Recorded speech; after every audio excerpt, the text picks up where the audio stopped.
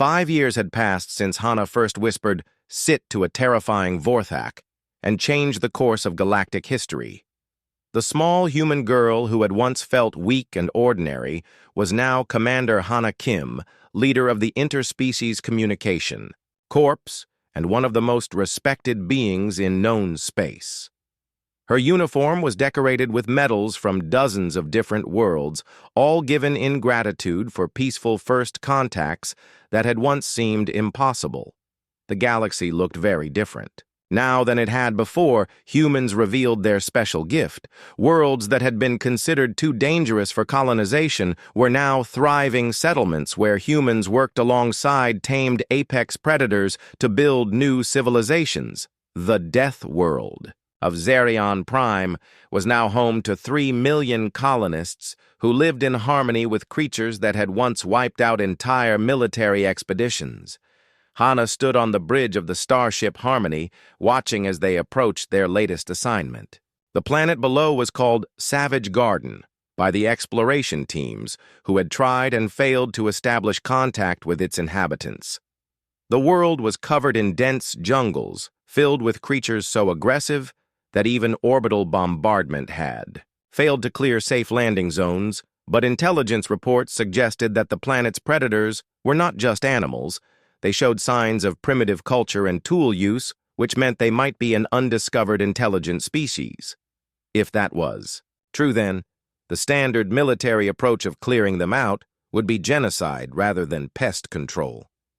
The Galactic Council had called in the Interspecies Communication Corps to make peaceful contact. Hana's team included specialists from 6 different worlds, as well as her constant companion, Hope the Vorthak, who had become something of a galactic celebrity.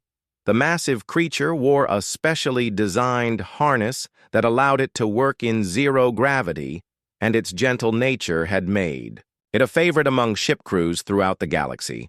Lieutenant Su Li was now Hana's second-in-command after proving her abilities with dozens of successful first contacts. She had developed new training techniques that helped other species learn basic human empathy skills, and her methods were being taught at academies throughout the galaxy. Dr. Elena Park had left the academy to join Hana's field team, bringing her. The news about Bo and the Draken spread across the galaxy faster than any message in recorded history. Within days, every major news network was broadcasting footage of the impossible test and trying to understand what it meant for the future. Ships filled with diplomats and scientists and reporters began arriving at the research station from every corner of known space. The Draken itself became an overnight sensation throughout the galaxy. The creature that had once been the subject of terrifying legends was now being called the Gentle Giant and the Redeemed Monster Children. From dozens of different worlds sent drawings and messages to the research station asking if they could meet the famous creature that had learned to be friends with humans. But it was the political implications that truly shook the foundations of galactic civilization. The Galactic Council called an emergency session for the first time in over 2 centuries. Representatives from every major species gathered on Central Station to debate what the human discovery meant for trade and exploration and military policy. Ambassador Chen Wei was chosen to represent Earth at the emergency council session. She was an elderly diplomat who had spent most of her career trying to get other species to take humanity seriously. Now suddenly everyone wanted to hear what humans had to say about everything. The transformation was both exciting and overwhelming. The council chamber was a massive dome that could hold representatives from over 500 different worlds. When Ambassador Chen entered the chamber for the first time, the noise level dropped to complete silence. Thousands of alien eyes turned to look at the small human woman who would speak for her entire species. Chancellor Vex of the Andromedans was the first to address the human representative. His people were known for their logical minds and careful analysis of complex situations. He stood at his podium with his 4 arms crossed and his expression serious. "We have seen the footage of your people with dangerous creatures," he said in his mechanical voice. "We have verified that no technology or drugs were used to achieve these results. We want to understand how this is possible and what it means for all of us. Ambassador Chen stood and activated the holographic display system that would project her words to every corner of the chamber. She had prepared for this moment her entire life, but now that it was here, she felt nervous about representing all of humanity before the most powerful beings in the galaxy. My fellow representatives, she began, we have discovered something that our species did not even know we possessed. Humans evolved on a world where we had to learn to live alongside many different types of predators. We developed the ability to read their emotions and intentions and to communicate with them in ways that avoid conflict. She continued explaining how human children learned from birth to understand the difference between a friendly animal and a dangerous one, how they practiced reading body language and vocal tones and emotional states until it became as natural as breathing, how this skill had been developed over millions of years of evolution. But what makes this ability special, she said, is that it works across species barriers. What we learned with Earth animals also works with creatures we have never seen before. The basic emotions of fear and hunger and loneliness, and the desire for companionship seem to be universal among living beings. The chamber erupted in discussion as representatives began talking among themselves in dozens of different languages. Some were excited by the possibilities, while others were worried about what it might mean for their own planet's defense strategies. If humans could tame the most dangerous creatures in the galaxy, what did that mean for military planning? General Orcs of the warrior clan stood up at his station, his massive frame towering over the other representatives. His people had built their entire culture around strength and combat, and the idea that violence could be avoided through gentle words was deeply troubling to him. You speak of taming monsters, he growled. But what happens when those monsters decide they no longer wish to be tamed? What happens when your gentle words fail and the creatures remember their true nature? How can we trust our safety to something as fragile as friendship? Ambassador Chen had expected this question, and she was ready with an answer. The creatures we have worked with do not see themselves as tamed, she replied. They see themselves as choosing to cooperate with beings who treat them with respect and understanding. This is not control through force, it is partnership through mutual trust. Dr. Elena Park, who had been invited to speak as an expert on the subject, activated her own holographic display showing brain scans and behavioral analysis from all the human tests. The data was clear and undeniable. Humans possessed unique neural pathways that allowed them to process and respond to emotional cues from other species. More importantly, she explained the creatures that worked with humans showed increased brain activity in areas associated with contentment and social bonding. They were not being controlled or manipulated. They were genuinely choosing to cooperate because they felt safe and valued. The debate continued for hours as representatives tried to understand the full implications of the discovery. Some saw opportunities for peaceful exploration and colonization. Others worried about the balance of power shifting toward humans. Still others questioned whether the ability was real or some kind of elaborate deception. Finally, Ambassador Thale of the Ancient Ones requested permission to speak. Her people were the oldest known species in the galaxy, and their words carried tremendous weight when they chose to share their wisdom. She stood slowly, her crystalline form catching the light and reflecting it in beautiful patterns. I have lived for over 800 years, she said, in a voice like singing crystals. In all that time, I have seen species rise and fall based on their ability to adapt to change. The humans have shown us something new, a way of interacting with hostile life that does not depend on superior weapons or advanced technology. She paused and looked directly at Ambassador Chen before continuing. This discovery changes everything we thought we knew about survival and cooperation. If humans can form alliances with creatures that have never been tamed before, they can help us explore worlds that have been closed to us for millennia. They can turn battlefields into meeting grounds. The vote, when it came, was not even close. The Galactic Council officially recognized humans as the premier interspecies communication specialists in known space.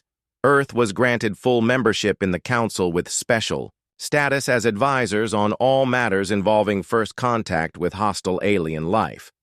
But the real changes were happening on worlds throughout the galaxy. Human specialists were being requested for exploration missions to dangerous planets. Human cadets were being recruited by every major military force. Human colonies were being established with protection agreements that had never been offered to any species before. The Galactic Defense Academy was expanded to 10 times its original size as cadets. From hundreds of worlds came to learn from human instructors. The curriculum was completely redesigned around interspecies, communication, and empathy training. Human teaching methods were copied and adapted for use with other species. Hana found herself promoted to the rank of senior instructor at the age of 20. She spent her days teaching alien cadets how to read emotional cues and project calm confidence. Her nights were spent working with creatures from across the galaxy, learning their individual personalities and preferences. The Vorthak, that had been her first test subject, became her permanent companion and teaching assistant. The creature had been renamed Hope by the Academy students, and it seemed to enjoy its new role as a gentle giant that helped nervous cadets overcome their fears. But perhaps the most significant change was in how the galaxy viewed the concept of strength itself. Physical power and advanced technology remained important, but the humans had demonstrated that the greatest strength often lay in the ability to understand and connect with others. The phrase human touch entered galactic vocabulary as a term for achieving the seemingly impossible, turning enemies into allies and fear into friendship. Species that had been at war for centuries began requesting human mediators to help them find peaceful solutions to their conflicts. As Ambassador Chen stood on the observation deck of Central Station, looking out at the stars, she reflected on how much had changed in such a short time. Humanity had found its place in the galaxy, not as conquerors or inventors or warriors, but as the species that could build bridges between different forms of life. The universe was vast and full of wonders and dangers that had not yet been discovered. But now, when exploration ships encountered hostile alien life, they would have human specialists aboard to attempt communication before resorting to violence. The galaxy had learned that sometimes the smallest gesture of friendship could accomplish more than the largest army. And somewhere in the research station, orbiting a distant star, an ancient creature called the Draken was learning to trust again thanks to a young human who had offered it something. No one else ever had the chance to choose friendship over fear. 3 weeks after Hana's first test with the Vorthak, a message arrived at the Academy that made everyone go quiet. The message came from the Galactic Council itself, the governing body that made decisions for over 300 different worlds and species. It was sealed with the highest level of security and marked for Admiral Dae Sung's eyes only. The Admiral read the message in his private office, and his face grew very serious. The Council had heard about the humans and their special ability with dangerous creatures, but many of the Council members did not believe the reports. They thought the stories were exaggerated or that the tests had been somehow faked to prove that humans really could do what was claimed they were demanding. A final test deep in the secret vaults beneath the Council headquarters on Central Station, there was a creature so dangerous that it had been kept frozen in sleep for over 1,000 years. It was called a Draken, and it came from Infernus Prime, a world where the very air was poison and the ground burned with eternal fire. The Draken was 20 feet tall and possessed intelligence that matched the smartest beings in the galaxy. The last time a Draken had been awake, it had destroyed 3 entire battle cruisers and killed over 10,000 soldiers before finally being captured. The creature could tear through starship armor with its bare claws, and its psychic abilities could drive other beings completely insane with terror. Just being near an awakened Draken was enough to make most people lose their minds. The council wanted to wake up this ancient monster and test it against a human cadet. If the human could calm the Draken like they had calmed other creatures, then the council's doubts would be settled forever. But if they failed, the consequences would be terrible beyond imagination. The test would take place on a remote research station, where the creature could be contained if something went wrong. Admiral Day. Sung called all the human cadets together and explained the situation to them. He made it very clear that no one was being ordered to take this test. It was completely voluntary and extremely dangerous. The Draken was not like the other creatures they had faced. It was ancient and evil, and had spent 1,000 years dreaming of revenge against the beings who had imprisoned it. To everyone's surprise, the first cadet to volunteer was Bo Kim, a quiet young man who had always been overshadowed by the more confident students like Hana, and Jinbo had grown up on a farming colony where his family raised livestock, and he had always felt more comfortable with animals than with people. He was not the strongest or smartest human cadet, but he had something special in his eyes when he looked at frightened creatures. The journey to the research station took 3 days, during which Bo spent most of his time meditating and preparing himself mentally. Dr. Elena Park tried to talk him out of the test several times, warning him that the Draken was unlike anything he had ever encountered. But Bo remained calm and determined, saying that he felt called to try. The research station was a cold metal structure floating in empty space, far from any inhabited worlds. It had been built specifically to contain dangerous specimens, and its walls were lined with every type of barrier technology known to galactic science. The Draken had been sleeping in the station's deepest vault, surrounded by force fields and energy dampeners. Representatives from dozens of different species had come to watch the test. The observation deck was filled with ambassadors and military leaders and scientists, all waiting to see if the humans' claims were real or false. Many of them had bet large amounts of money on the outcome, and the tension in the air was thick enough to cut with a knife. Bo stood alone in the preparation chamber, wearing a simple white uniform with no weapons or protective gear. The test protocol was the same as at the academy. Survive 30 minutes with the creature without pressing the panic button. But everyone knew this was different. The other predators had been animals, acting on instinct. The Draken was intelligent and filled with hatred. Dr. Elena Park made one final check of Boss' vital signs through the medical scanner. His heart rate was elevated but steady, and his brain waves showed the same calm confidence that all the humans had displayed during their tests. She squeezed his shoulder and wished him luck, knowing that she might never see him alive again. The containment chamber where the test would take place was enormous, with walls 50 feet high and thick enough to stop plasma cannon fire. The floor was made of reinforced metal that could withstand the claws of the Draken, and the ceiling was covered with sensors that would monitor every second of the encounter. As Bo entered the chamber, alarms began sounding throughout the station. Draken's stasis pod was being activated for the first time in a millennium, and the ancient creature was slowly beginning to wake up. Monitoring screens showed its vital signs returning to normal levels, and its brain activity starting to increase. The pod opened with a hiss of escaping gas, and the Draken began to stir. Its massive form was covered in scales that looked like black metal, and its eyes were like burning coals in the darkness. As consciousness returned to the creature, its psychic presence began to fill the chamber with waves of pure malevolent intelligence. Bo felt the creature's mental pressure washing over him like a tide of liquid fear.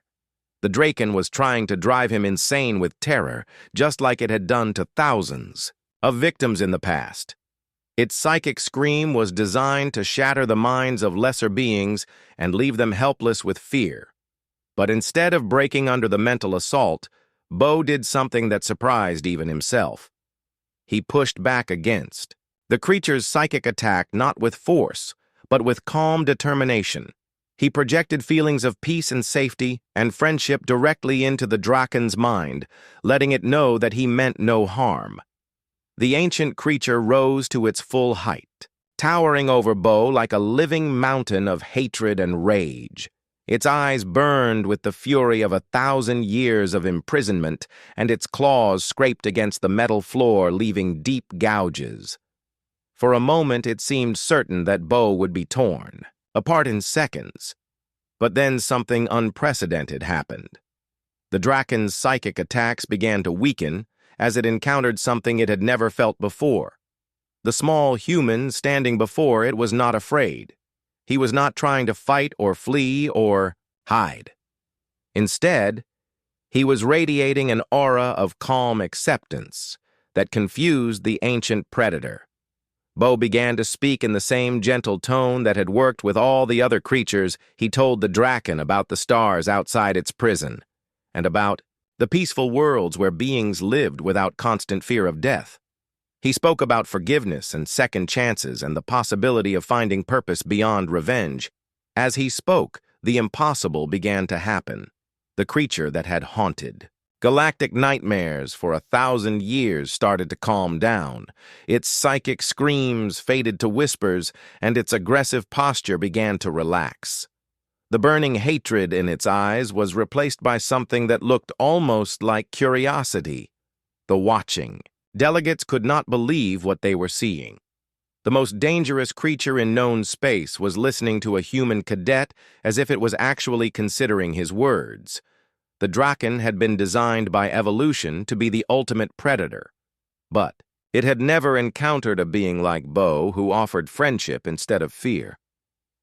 When Bo slowly approached the creature and placed his hand on its massive snout, the transformation was complete. The Draken closed its ancient eyes and made a sound that no one had ever heard from its species before. It was a sound of peace and contentment, and something that might have been gratitude. The 30-minute test period passed in what felt like seconds. As the timer reached 0, the Draken gently lowered itself to the floor and allowed Bo to sit beside it. The creature that had once destroyed battle cruisers now seemed as gentle as a house pet, enjoying the company of its favorite human. When the test officially ended and the chamber doors opened, Bo gave the Draken a final pat and promised to visit again soon. The ancient creature watched him leave with eyes that no longer burned with hatred, but with something that looked almost like hope. The implications of what they had witnessed rippled through the assembled delegates like shock waves. The ultimate test had been passed, and the humans had proven beyond any doubt that they possessed a gift unlike anything else in the galaxy. They could reach across the vast differences between species and find common ground, even with the most hostile and alien forms of life. As news of Bo's success spread throughout the galaxy, the political balance of power began to shift overnight. Species that had never taken humans seriously now competed to form alliances with Earth and its colonies. The small blue planet that had once seemed insignificant was suddenly the most important world in known space. But for Bo, the most important moment was not the cheering or the congratulations or the promises of fame and fortune. It was the look in the Draken's eyes when it realized that someone had finally offered it something other than fear. That moment of connection between two completely different forms of life was worth more than all the political changes that would follow. News about what Hana had done spread through the Galactic Defense Academy faster than light-speed communication.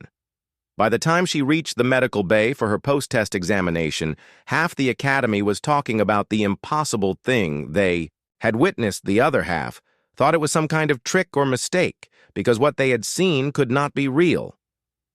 Dr. Elena Park was waiting in the medical bay with a dozen different scanning devices and a look of intense curiosity on her face. She had been studying alien biology for 20 years, but had never seen anything like what happened in the arena. The Vorthak was designed by evolution to kill and eat other creatures. It should not have been capable of the gentle affection. It had shown toward Hana Lee down on the scanner bed. Elena said as Hana entered the room, "I need to run every test we have to figure out what just happened out there. Are you feeling sick or strange in any way? Did the creature do something to your Mind Hana shook her head as she lay down on the soft white bed. "I feel fine," she said. "Actually, I feel better than fine. I feel like I just made a new friend." The creature was not scary once I got close to it. It reminded me of my dog back home on Earth, the way it wanted attention and seemed happy. When I petted it, Elena activated the scanners and watched as images of Hana's brain appeared on the screen above them. She was looking for signs of alien influence or psychological damage, but everything appeared completely normal. The girl's brain waves were actually calmer than they should be after such a stressful experience, as if the encounter had relaxed her instead of frightening her. While the tests continued, Commander Rax was in his office, sending urgent messages to the High Command on Central Station. What had happened in the arena was beyond anything in his experience as a military instructor. The Vorthak had been used for cadet testing for over 50 years, and had never once shown submissive behavior toward any living being.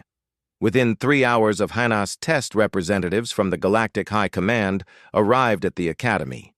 They brought with them a dozen different dangerous creatures that had been captured from various death worlds around the galaxy. All of these animals were considered completely untamable and were normally used only for advanced research into predator behavior. Admiral Dae Sung was the highest-ranking officer to ever visit the Academy, and his presence made everyone nervous. He was a stern man from the warrior world of New Sparta, and he did not believe in things that seemed impossible. He wanted to see proof that humans really had some special ability with dangerous animals before he would report anything to the Galactic Council. The first test involved a Skarn from the acid swamps of Melkor Prime. The creature looked like a giant insect with dripping fangs and claws that could dissolve metal on contact. It had killed 3 research teams before finally being captured and was kept in a special containment unit that could resist its acidic secretions. Jin Park was the human cadet chosen for this test.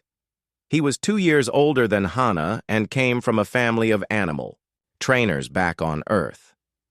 Unlike Hana, he had volunteered for the test because he was curious to see if he could do what she had done.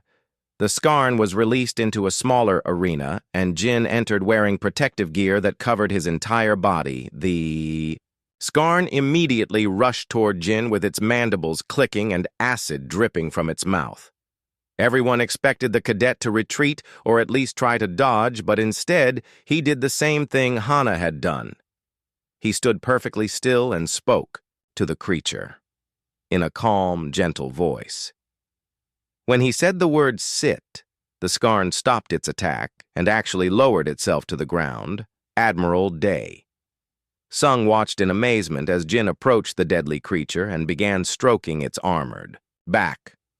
The Skarn's aggressive posture completely disappeared, and it began making soft, chirping sounds that indicated contentment. Within minutes, the terrifying predator was following Jin around the arena like a pet seeking attention. The next test involved a void stalker from the dark nebula near the galactic rim. These creatures were pure shadow given physical form, and they could phase in and out of normal space to hunt their prey.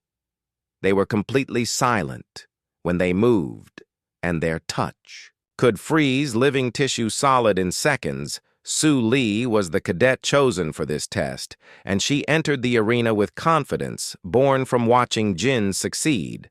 The void stalker materialized in front of her like a nightmare made of darkness and cold, but Su simply smiled and extended her hand toward it. The creature paused in its attack and tilted its formless head as if confused by her lack of fear. When Su spoke to the void stalker in the same gentle tone, the others had used something incredible happened. The creature began to solidify, taking on a more physical form that resembled a large wolf made of starlight.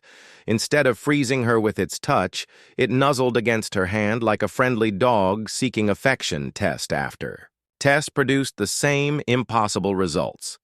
Every human cadet who entered the arena with a dangerous predator managed to calm it down and form a peaceful connection. The creatures seemed to recognize something in humans that they had never encountered in any other species, and they responded with trust instead of aggression. Dr. Elena Park worked frantically in her laboratory running analysis after analysis on human biology and brain chemistry. She studied pheromones and vocal patterns and electromagnetic fields but could not find anything that would explain the phenomenon. The humans were not using any kind of mind control or chemical influence, they were simply being themselves. What she finally discovered was both simple and profound. Humans had evolved on a world where they shared space with many different types of predators. Instead of developing one specialized survival trait like other species, humans had developed something much more subtle. They had learned to read and respond to the body language and emotional states of dangerous animals. Every human child grew up learning to tell the difference between a friendly dog and an aggressive one. They learned to approach wild animals with caution and respect, and they developed an instinctive understanding of how to avoid triggering predatory responses. This knowledge was so basic that most humans did not even realize they possessed it. Other species had evolved different strategies for dealing with predators. They had developed speed or armor or weapons or the ability to hide, but humans had developed empathy, the ability to understand what another creature was feeling and respond appropriately. This made them uniquely suited to forming connections with alien predators that other species could only fear. The implications of this discovery were staggering. For centuries, the galaxy had dealt with hostile wildlife on new planets by using overwhelming firepower or advanced technology. Entire expeditions had been lost to creatures that humans could apparently tame with nothing more than patience and understanding. Admiral Dae Sung realized he was witnessing something that could change the entire approach to galactic exploration and colonization. If humans could reliably pacify dangerous creatures, it would make previously uninhabitable worlds accessible for settlement. It would also revolutionize the way military forces dealt with hostile alien life forms. As word of the tests spread throughout, the galaxy representatives from dozens of different species began arriving at the Academy. Everyone wanted to see proof of humanity's special gift and to understand how it could be used to benefit their own people. The small academy that had once been a quiet training facility suddenly became the most important location in known space. But perhaps the most significant change was in how the other cadets viewed their human classmate species that had previously seen humans as weak and unremarkable, now looked at them with awe and respect. The humans had not proven themselves through strength or speed or intelligence, but through something far more valuable, the ability to turn enemies into friends. Hana found herself at the center of all the attention. As the first human to demonstrate the ability, everyone wanted to interview her and study her and learn from her. But all she could think about was the moment when the Vorthak had looked into her eyes and seen something that made it trust her. That connection had felt more real and meaningful than any test score or military rank ever could, as she watched her fellow humans successfully befriend creature after creature. Hana began to understand that they had discovered something much more important than a new military tactic. They had found proof that understanding and compassion could overcome fear and violence even between species that had never met before, and that discovery would change everything. The arena was completely silent for exactly 3 seconds. Then the holding pen door on the far side began to open with a grinding screech that made Hana's teeth hurt. She could see movement in the darkness beyond the doorway, something huge and black shifting in the shadows. The Vorthak was coming, and there was nowhere for her to run. The creature emerged from its pen like a nightmare coming to life. Its massive claws clicked against the metal floor as it moved, and each step sounded like hammers hitting an anvil. The Vorthak's eyes locked onto Hana, immediately burning yellow in its dark face. Its mouth opened slightly, showing rows of teeth that could bite through starship armor. The beast was even more terrifying up close than it had been. Through the window in the observation booth above, Commander Rax leaned forward in his chair. He had watched hundreds of cadets take this test over the years. Most of them started running or activating their defensive abilities the moment the Vorthak appeared. A few of the braver ones tried to fight back with whatever natural weapons their species possessed. But this human girl was doing something he had never seen before. She was just standing there. Hana felt every instinct in her, human body screaming at her to run or hide or press the panic button on her belt. The Vorthak was death in physical form, a creature built by millions of years of evolution to be the perfect hunter. Her heart was pounding so hard she could feel it in her throat, and her hands were shaking like leaves in a storm, but somehow she did not move. The creature began to approach her, moving with the slow confidence of a predator that knew its prey had nowhere to go. Its massive head swayed back and forth as it walked, and Hana could hear a low, rumbling sound coming from deep in its chest. The sound reminded her of something, but she could not quite remember what it was. The Vorthak was now halfway across the arena and closing the distance. With each step, something strange was happening to Hana as she watched the approaching monster. Instead of becoming more afraid, she found herself becoming calmer. The creature's movements reminded her of something from back home on Earth. Something she had seen many times before, the way it held its head, the way its eyes focused on her, the rumbling sound it was making. All of these things seemed familiar in a way she could not explain. The Vorthak was now only 20 feet away and still approaching. Its claws left deep scratches in the metal floor, and its breath made small clouds of vapor in the cool air of the arena. Hana could see every detail of its black scales and the way they reflected the overhead lights. The creature was beautiful, in a terrifying way, like a perfectly designed killing machine. Up in the observation booth, Dr. Elena Park pressed her face against the reinforced glass window. She was the only other human at the academy, and she had been dreading this moment for weeks. Watching her fellow human face the Vorthak was almost too much to bear. The girl should have been running by now, or at least trying to defend herself. Instead, she was standing perfectly still, as if she was waiting for something. The Vorthak stopped just 10 feet away from Hana and raised itself up to its full height. The creature towered over her like a living mountain, its shadow falling across her small human form. It opened its mouth wide, showing all of its deadly teeth, and let out a roar that shook the entire arena. The sound was so loud and so terrifying that several cadets in the waiting room actually fainted from fear. But Hana did not faint. She did not run. She did not even flinch. Instead, she looked directly into the creature's burning yellow eyes and did something that made everyone watching hold their breath. She spoke to it in a voice that was calm and gentle and somehow carried across the entire arena. Despite the echoing roar, she said. The word was simple and soft, but it seemed to fill the arena with a strange kind of power. The Vorthak stopped roaring immediately and tilted its massive head to one side as if it was trying to understand what it had just heard. Its eyes never left Hana's face, but the expression in them began to change from pure hunger to something that looked almost like confusion. For a moment that seemed to last forever, nothing happened. The Vorthak stood frozen in place, staring at the small human who had dared to give it a command. Hana stood equally still, returning the creature's gaze with steady brown eyes that showed no fear at all. The silence in the arena was so complete that everyone could hear their own heartbeats. Then slowly, incredibly, the Vorthak began to lower itself toward the ground. Its massive haunches folded beneath it as it settled into a sitting position just like Hana had asked. The creature's tail curled around its body and its head tilted slightly, as if it was waiting for further instructions.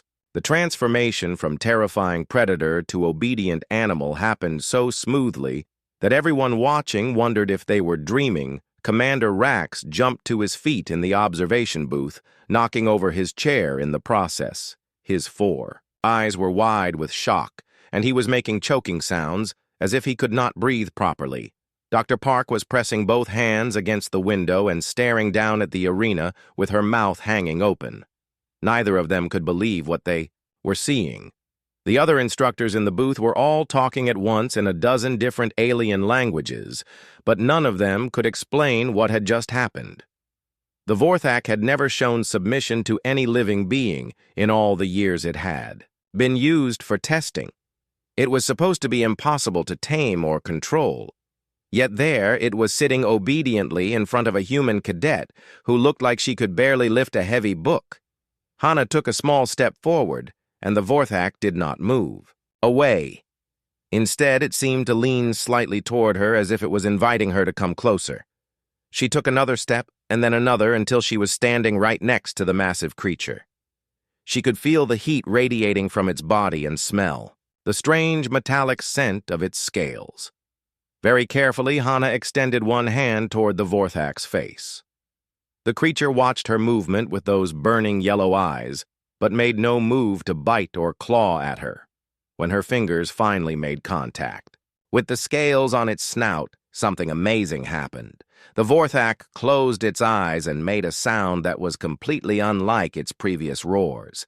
This sound was soft and rumbling and peaceful. It was purring. Dr. Park nearly fell over when she realized what she was hearing. The most dangerous predator in the known galaxy was purring like a giant cat, while a human girl petted its nose. The sound filled the arena and somehow made everyone who heard it feel calm and safe instead of afraid. The Vorthak was not just obeying Hana, it was actually enjoying. Her touch Hana began to move around the arena, and the Vorthak followed her like an enormous shadow. Its earlier aggression had completely disappeared, replaced by what could only be described as playful affection. When she sat down on the floor, the creature lay down beside her. When she stood up, it stood up too. When she walked in a circle, it trotted along behind her with its tail actually wagging. The 30-minute timer on the wall showed that only 5 minutes had passed, but it felt like hours to everyone watching. Hana was not just surviving the test, she was turning it into something that looked more like a game between friends. The Vorthak seemed to have forgotten it was supposed to be testing the human. Instead, it appeared to be having the time of its life up in the observation booth. Emergency alarms were starting to go off as automatic systems detected the unusual behavior. The computers that monitored the test could not understand why the Vorthak was not attacking.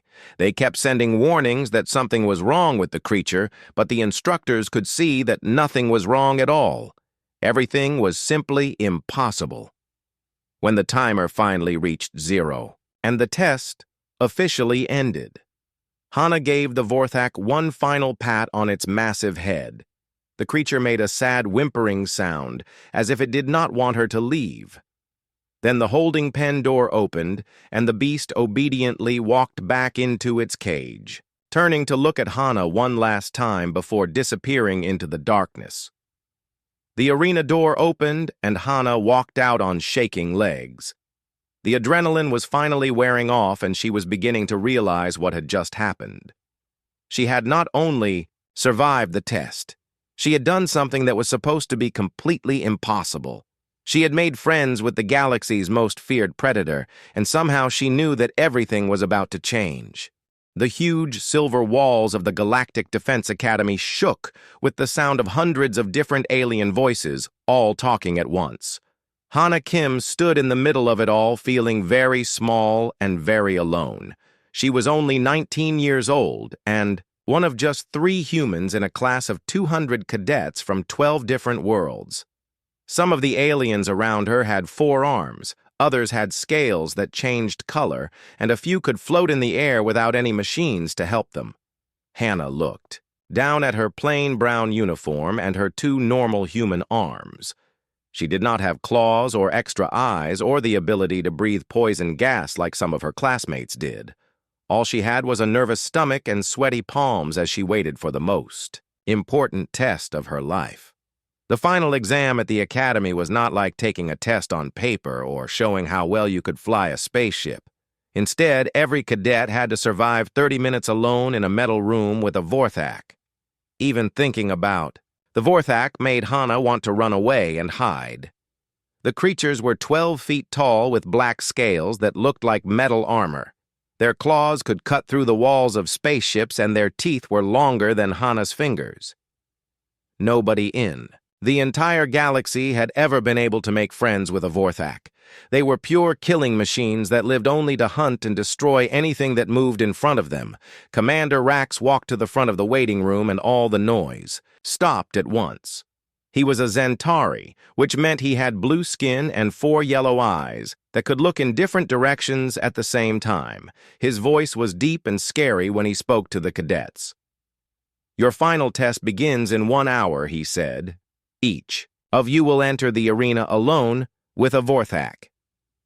You must stay alive for 30 minutes. If you press the red panic button on your belt, the test ends immediately, but you fail the academy and can never become a galactic defender. The Vorthak will not kill you, but it will try to make you so scared that you give up." Hana watched the other cadets around her and saw how confident they looked. The Villani could disappear and reappear in different places, which would confuse the Vorthak. The Gorvani had skin like rocks that claws could not cut through. The tall spiral. People could move faster than the eye could see. Hana tried to think of what special ability humans had that could help her survive, but she could not think of anything. 2 seats away from her, a Gorvani cadet named Stone Crusher was telling everyone how he would just stand still and let the Vorthak tire itself out trying to hurt his rock-hard skin. Behind them, a group of Villani were planning to take turns disappearing and appearing to make the creature dizzy and confused. Hana listened to all their plans and felt more worried with each passing minute. What could a human do against a monster like that? Humans were not the fastest or strongest or smartest species in the galaxy. They were just average in almost every way. Hana had worked twice as hard as everyone else just to keep up with the lessons at the academy. She studied while others slept and practiced while others played games. Now, all that hard work would be tested against a creature that had never been defeated. The waiting room had a big window that looked out at the arena where the tests would happen. Hana could see the metal floor and the high walls that went up to the ceiling. There were no places to hide and no weapons to use. Just an empty room where cadet and monster would face each other. Cameras around the room would record everything so the instructors could see how each cadet handled the challenge. A group of cadets near the window started pointing and making excited noises. Hana got up to see what they were looking at and immediately wished she had stayed in her seat. Through a smaller window on the far side of the arena, she could see into the Vorthak's holding pen. The creature was even more terrifying than she had imagined from the pictures and videos.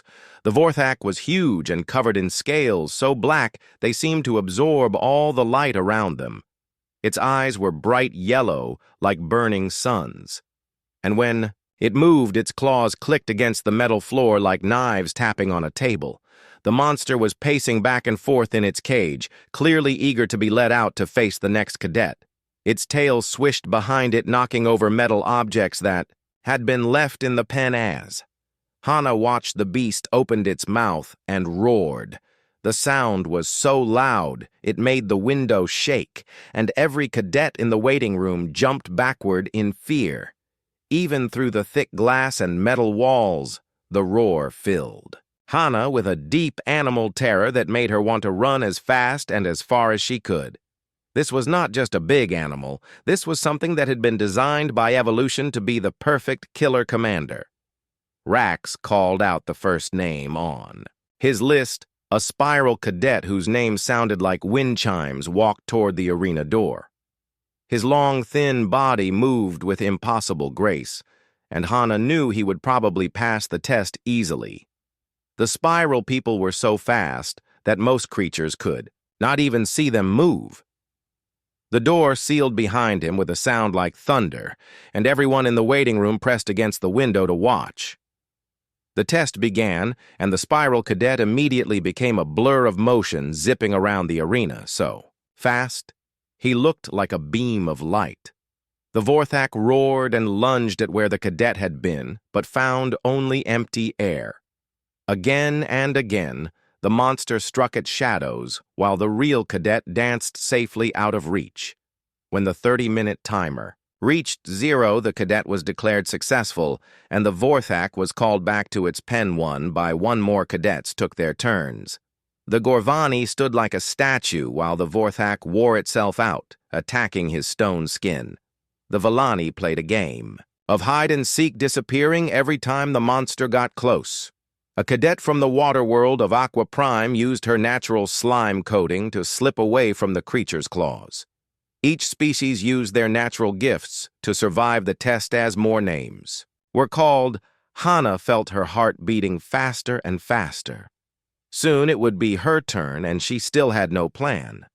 The other cadets had stopped paying attention to her.